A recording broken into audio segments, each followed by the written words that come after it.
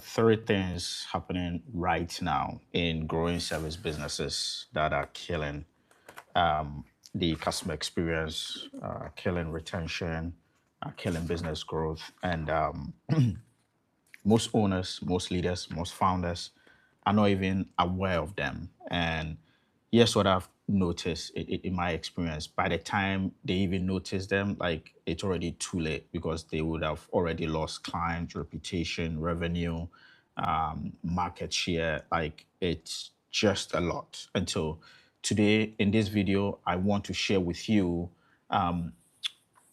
exactly what the three trends are, like the three main trends are, and show you exactly how you can avoid them.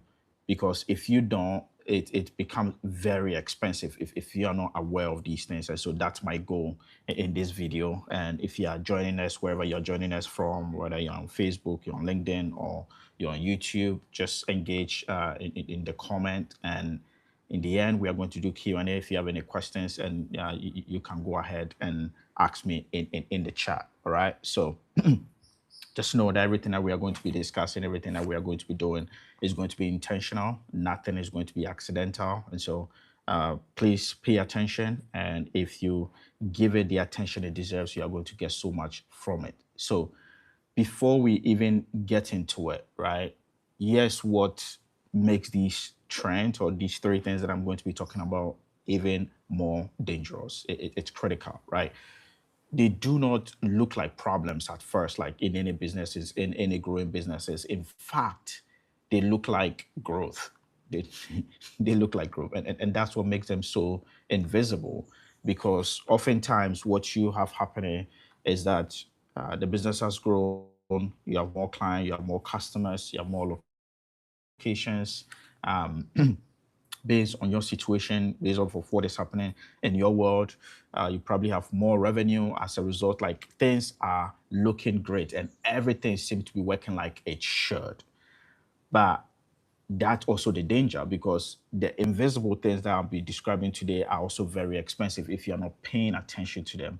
And so it's really critical that we take a look at these and ensure that we have clear systems to actually make it right. So before we get into these, I want to make sure that we are starting off on the same page, because it's key.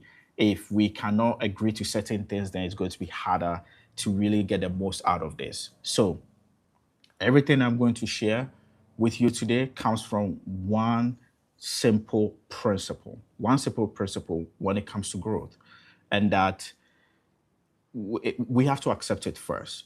But this is what it is, right? Growth does not create inconsistencies, right? It exposes it. Because oftentimes we get it mixed up, we get it wrong, and the theme that I hear often is, we never used to be like this. We were great. I mean, what changed? I need better people. And that's why I'm of the firm belief that you don't have a people problem, you have a system problem.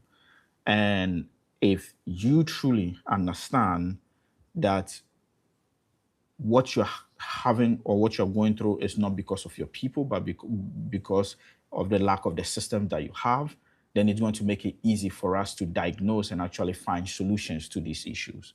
Because when you are small, or in any business, when you are smaller, like everything happens based off of proximity, because the owner, the founder, like everyone, like is in the thick of things. Like you're doing what is required. And so the team learns from you, like you're able to step in and catch things when they go wrong. Like everything worked. And it worked not because you had a system, it worked because you were the system. And so there's a difference where if you are the difference, and if you are the system in the room, what happens when the system is out of the room? What happens when you are out of the room? What happens when that key employee, key team member is out of the room? What happens? Well, that's the real question we need to answer. And that's where the inconsistencies come or start from.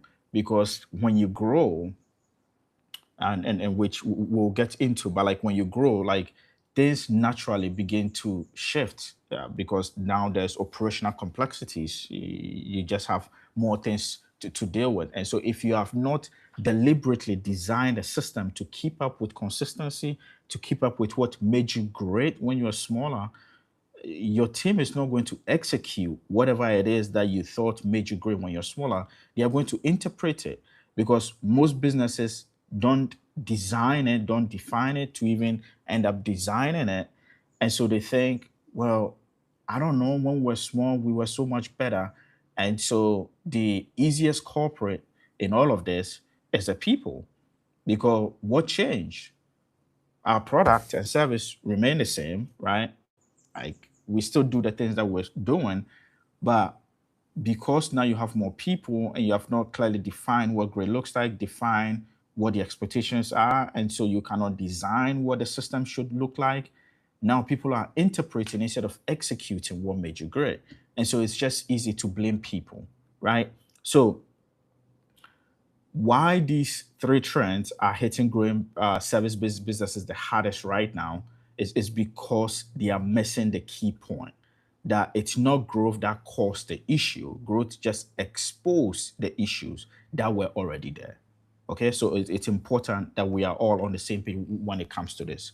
And let me know in the chat if you agree to that premise that it's really not growth creating these issues, creating these inconsistencies, but rather growth is just actually giving you data point, exposing and showing you where your systems could be better, showing you where you could improve to make things better for your business as you grow. So let's get into these three trends. And the first trend is delegating without infrastructure. Boy, that is huge. Delegating without an infrastructure. And that's the most common one. At the same time, it's the most expensive. It's the most common one because when growth happens, like you have no choice. You are forced to delegate. You have to, right? So it's common that like that's the first phase. But it's also the most expensive because here's how it plays out. The customer gets used to something. The customer gets used to the predictability. The customer get used to the founder being involved, the founder just taking care of everything, having those hard conversations. And so there's a level of predictability and consistency there with the customer, with the client, or whatever that looks like in your world. And when that begins to shift due to the delegation from the premise of growth not creating the issues, but just exposing them, because the team is um, um, interpreting and not executing, you are just bound to have inconsistency in the experience, inconsistencies in the handoff. Like the client just begin to experience you differently. And so when the client comes in and something is not right, or they talk to someone and it's like they have three different variations of things, or what used to be so easy to do now it's not, it's just harder, right?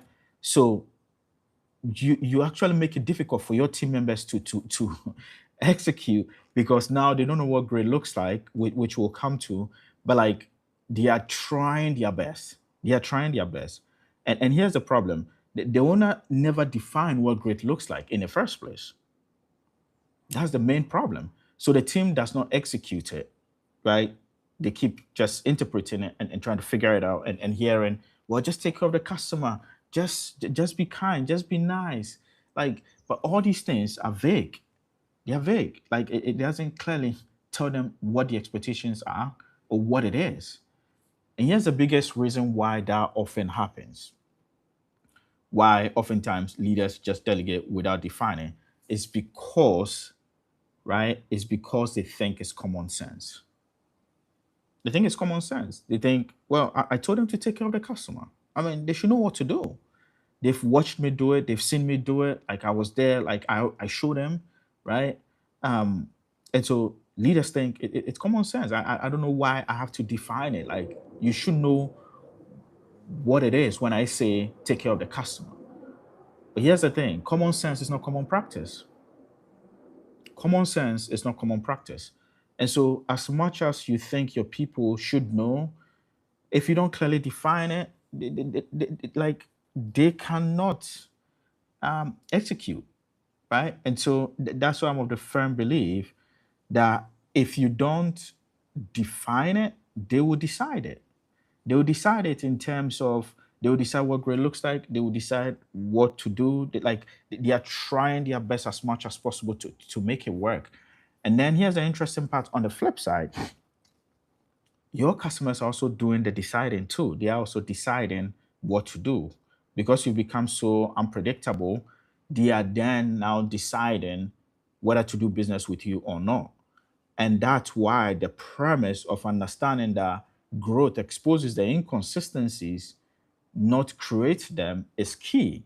Because if you have not defined what great looks like, if you have not defined what the expectations are, and if you begin to have inconsistencies as a result of growth, how can you then blame the people? It's not the people.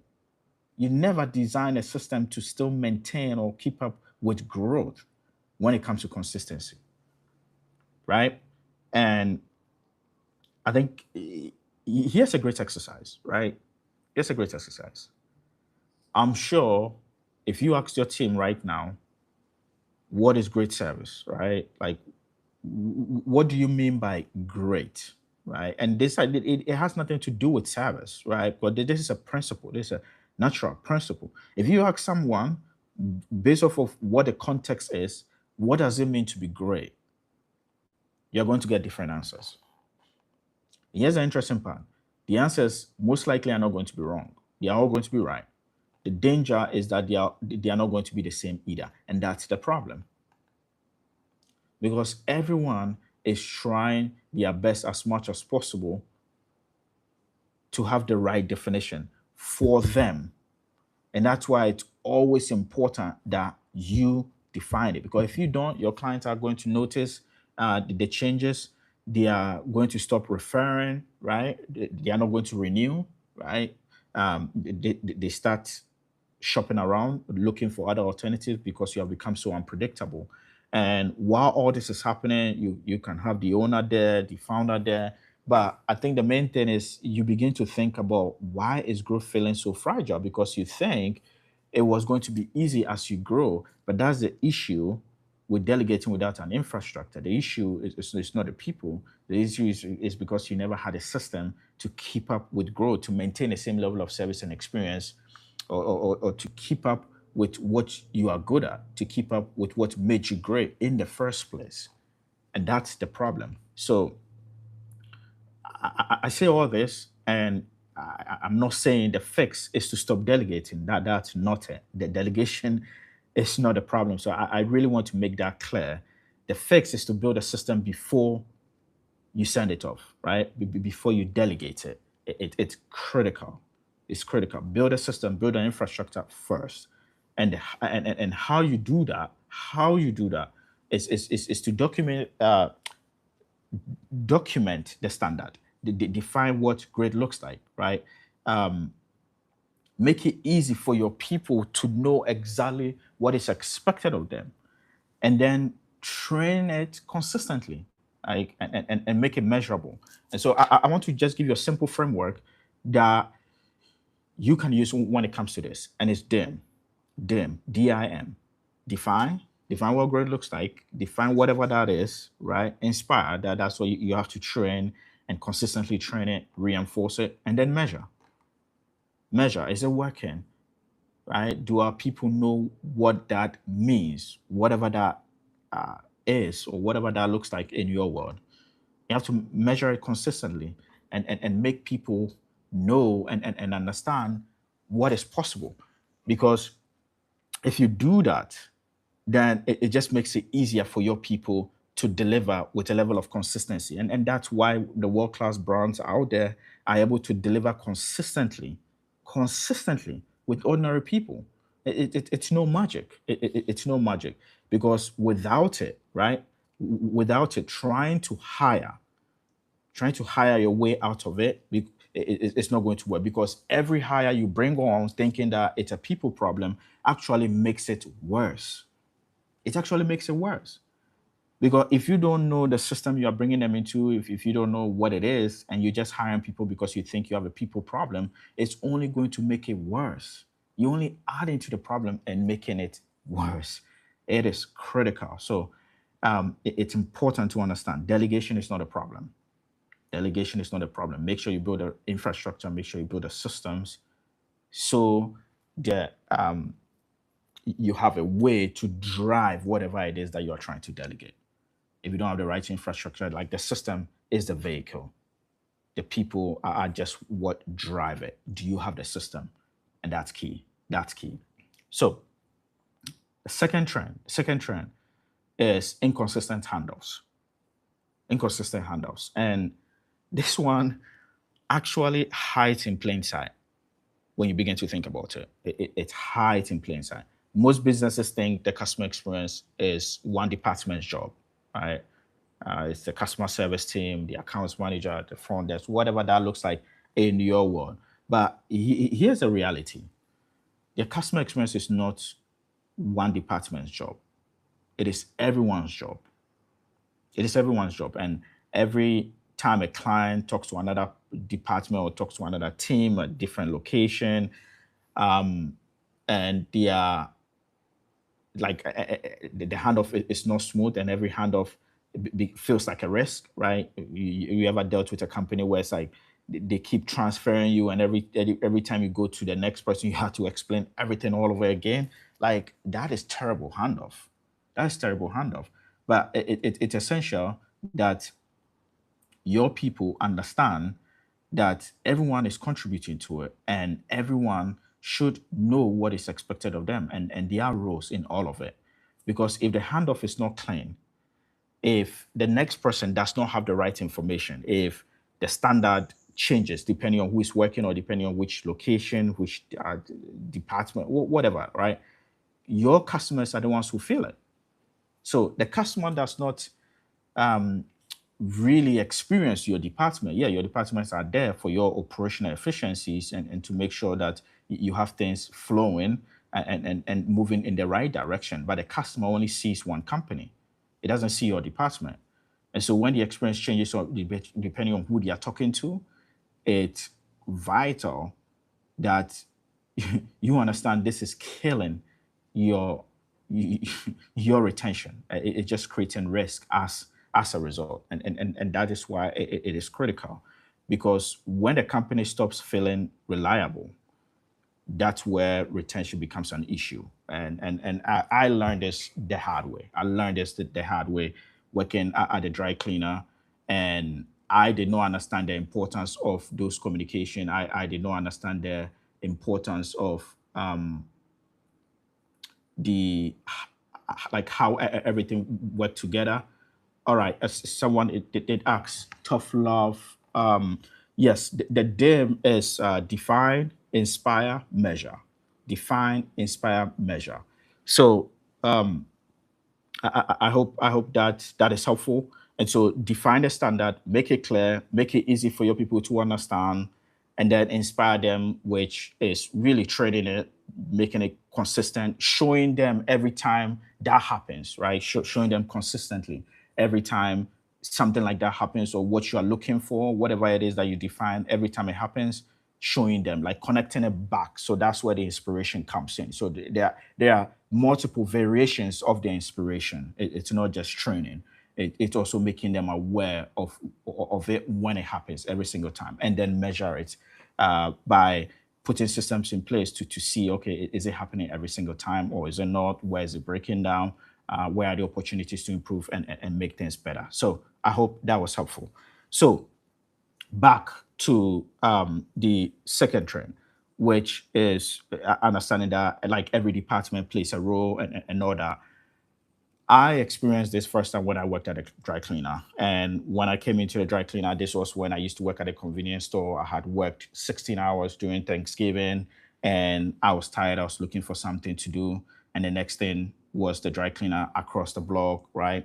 and knew nothing about the industry. I didn't even know there was an industry where they clean soil clothes and they make so much money. Like, I didn't know that. And so when I got there, like, I had to start from the bottom, and the bottom in the industry, or in this particular operation, was that you mark in the clothes, you check in if a customer had a tear, you mark it incorrectly under the client's account. So it's, let's say it's a shirt, it's Michael Kors, it's brown, tan, whatever it is. Like, you are just detailing everything in, and then you have to put it in the right bag for it to be clean, right? So just to make it easy, so everyone had their job. And so oftentimes, like, I would have people who are actually doing the cleaning in the back come to me and say, hey, Francis, you put this in the wrong bag. Next time it should be in XY bag, right? Whatever that looks like.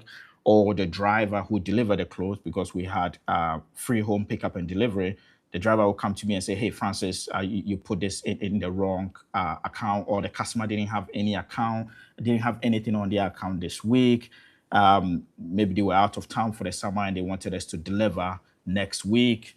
And so I just made a driver take a trip to a customer's home, like, for nothing, right? So maybe we went there trying to pick up, but they told us they were going to be out of town. So we just wasted a trip. And the driver would tell me these things like, I didn't care. It's like, oh, like, I didn't see the big deal. I didn't see the big deal until I had the opportunity to become a manager. And when I had the opportunity to become a manager, they asked me, and this was brilliant of the company, because I think they understood this principle, that everyone who had the opportunity to become a manager had to understand how the entire operation works. And so now I rode with a driver. The driver drove because, like, they knew the route. So I became the driver. It's just that I was being driven. And so I had to go to the back of the van when we get to a client home to pick the garment and put it at their designated place where they wanted it to deliver it, or go to their designated area to pick up the bag to bring it back to the plant to clean. And so this is what I had to do. And during my training with delivery, one time I delivered a skirt, right? A dress to a customer who had nothing that week. Nothing that week. Thankfully, she brought it back. But here's what happened. It opened a Pandora's box. It opened a Pandora's box because now the customer is thinking, wait a second. I mean, if I did that to you, like, as a customer, I'm probably sure you're probably going to be wondering the same thing, right? If they deliver something like someone else's dress to me, what are the chances that they've done the same thing to me and the other person never brought it back? That's a fair question. Because why would I deliver clothes to a customer who had nothing that week? I shouldn't have done that. But that was because in the system, that's what it told me.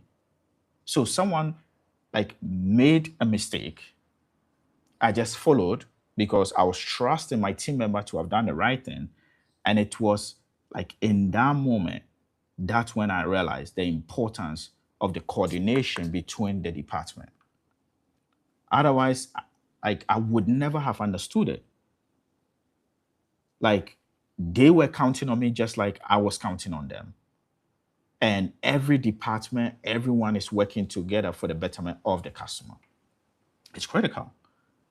So it's important that you understand that the handoffs, like, needs to be clean. Needs to be clean. Got one bad handoff to the customer in the mind of the customer is one moment of uncertainty. And can I tell you a secret? To the customer, inconsistency is a risk.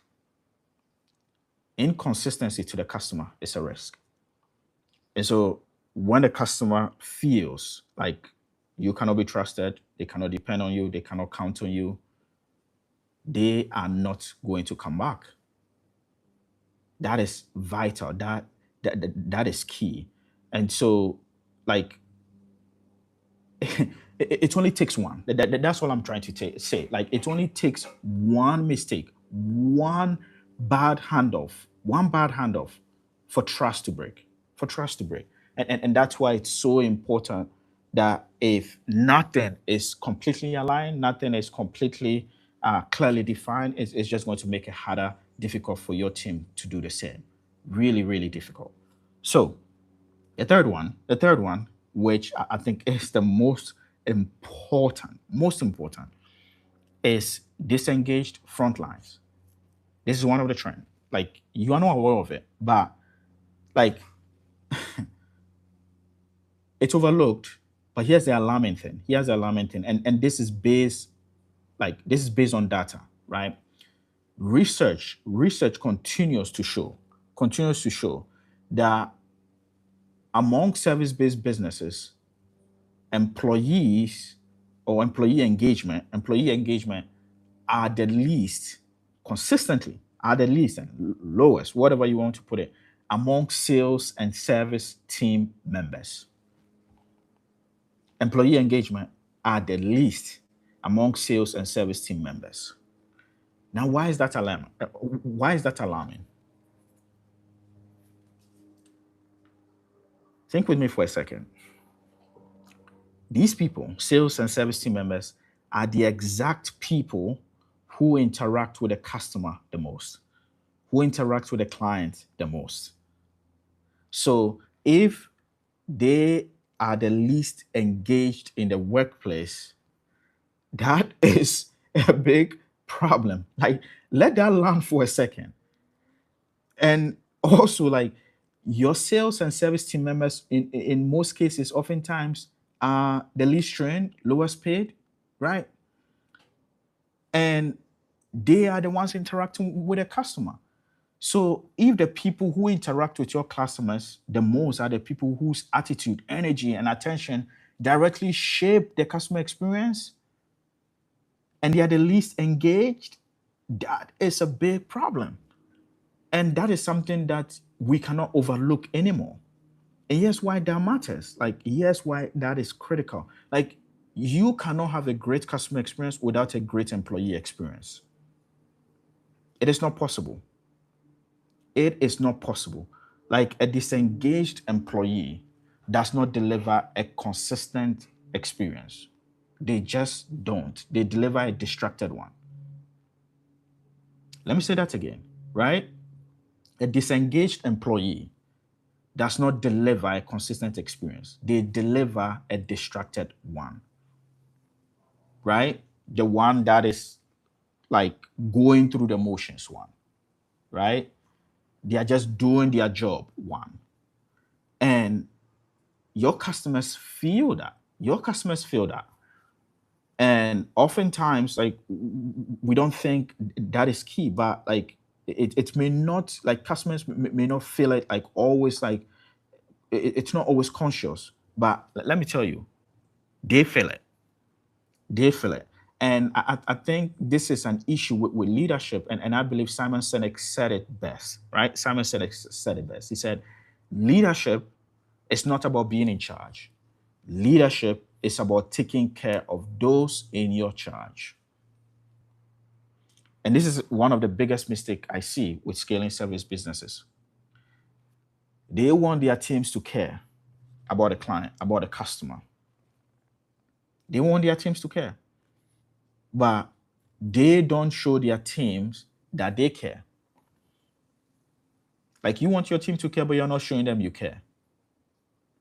How can they take that and improve the customer experience? You have to show them that you care about theirs too, right? Like, it's key. You have to show them that you care about their experience too, and you have to protect that.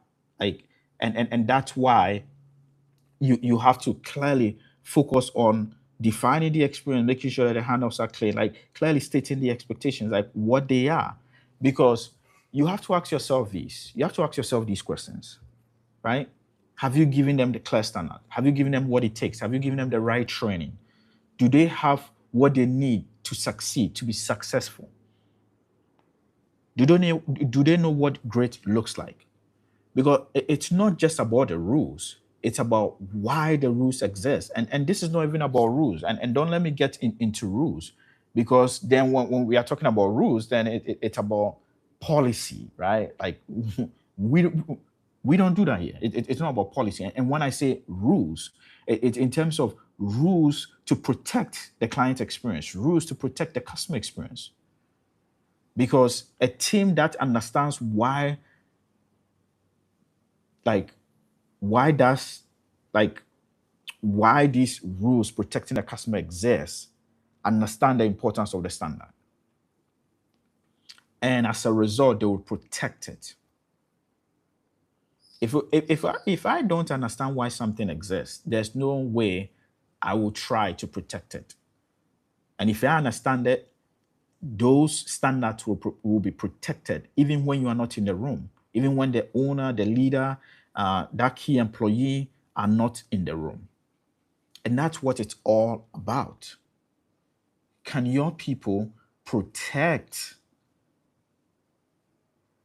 the rules? Can they protect the standard when you are not in the room? And that's the question. And I've seen this across multiple industries. I've seen all these trends like happen in most businesses. In most businesses. And oftentimes it's all at once. It's because they never define a standard. It's because they have clearly not understood what the handoffs are. And oftentimes leadership is not taking care of the people in their charge. Leadership is not taking care of them. And so if you want your team to care about your customers, but you're not showing them you care about them, how do you expect them to then go on and take care of the customer? Like, the customer experience and the employee experience and your people are all connected. Like, you cannot have one and not the other. Like, you need both. You need both. So here's my charge to you. Here is my charge to you. The issue is not because of your people. It's because you don't have the right systems. And the issue is not about trying to find out where to start. That's not it. That's not it. Where you need to start, what you need to do is ask yourself 3 questions. Just 3. 3 questions. And here's what it is. Have I clearly defined what great looks like in a way my team can execute without me? That's the first question. Second question is, are my handoffs clean? Are my handoffs clean? Does every person who touch the customer experience know exactly what they need to know to deliver it consistently? Consistently. And then third and final, which is the most critical, am I taking care of the people who take care of my client? Am I taking care of the people who take care of my client? And if the answer to any of these 3 is a no, if the answer to any of these is a no, you have found your bottleneck, but most importantly, your retention leak as a business. So the next step is really, really diagnosis. The next step is diagnosis after you've answered these 3 questions. Diagnosis in terms of trying to understand where you need to start. And so that's why I created a client retention assessment. It just takes 3 minutes, And it was built to surface exactly where these 3 trends are showing up inside your business. It simply takes 3 minutes. 3 minutes, I think it's like 15 questions. Really, really straightforward. And here's the thing: not only does it take 3 minutes, you get a customized score and a clear direction on what to fix. Critical on what to fix. It's free. I'll leave it in the description below if you're watching the replay. The replay, I'll put it in the description below. And I'll highly encourage you to take it before your next meeting. Highly encourage it. Because oftentimes what I hear is, well, okay, I know what it is. I just need to tell them and they'll do it. No, you don't need to tell them. Right? Like, you have to understand where the leaks are, where the opportunities are to improve. And then you go ahead and build a system. But you cannot build it. And that's why, like I say, like, systems cannot fix. Like, no, tools and trainings cannot fix what a system should. Tools and trainings cannot fix what a system should. And yes, why? Oftentimes you hear this and it's like, oh, we need to train more people. Oh, we need to just buy them that new software. Oh, we need to take them to that seminar. We need to take them to that training. We need to take them to that conference. Like, I did all that and it didn't work, right? We were going to conferences, we were going to seminars. And do you know a secret? All these conferences and seminars, or the whole point is to teach you the why and the what with the idea and goal that you come by the how from them. So have you noticed you go to these conferences and seminars, you come back and it's like you left on a high, and then you come back and you realize, man, I have all this work, all this email from last week, and you're trying to catch up, and then everything that you got from that conference or that meeting is just disappears. It's not because you are bad or you didn't learn anything. It's because like they didn't give you a real direction of what to do. You don't know where to start. Yeah, you got some great ideas, but do you even know if you are implementing them in the right order, in the right way, in the right system, right? And that's why personally, I don't like courses. I don't like courses. I don't like courses for one reason. It lacks context.